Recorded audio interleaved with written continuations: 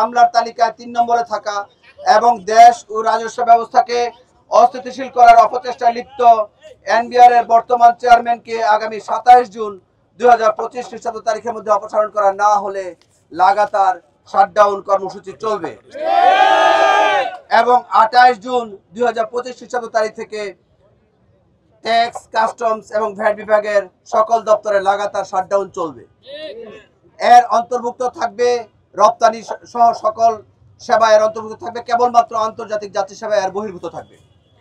আগামী ২৮ জুন ২০২৫ খ্রিস্টাব্দ তারিখ থেকে সারা দেশের ট্যাক্স, কাস্টমস ও ভ্যাট বিভাগের সকল দপ্তর থেকে এনবিআর অভিমুখে মার্চ টু এনবিআর পালিত হবে। সারা দেশ থেকে আমাদের কর্মকর্তা কর্মচারীগণ বাস যোগে ঢাকার উদ্দেশ্যে ইতিমধ্যে রওনা হয়েছেন। আমরা স্পষ্টভাবে বলে দিতে চাই, দেশ ও রাষ্ট্রের স্বার্থে এনবিআর এর বিলুপ্তি রোধ ও একটি টেকসই রাজস্ব ব্যবস্থা গড়ার লক্ষ্যে এনবিআর সংস্কার ঐক্য পরিষদ কর্তৃক গৃহীত বিভিন্ন কর্মসূচির সাথে একাত্ম প্রকাশ করে এনবিআর এর সকল সদস্য মহোদয়গণ আজকে থেকে অফিস সহায়ক পর্যন্ত সকল কর্মকর্তা কর্মচারীর বিরুদ্ধে অবসর প্রদান, বদলি, পদায়ন,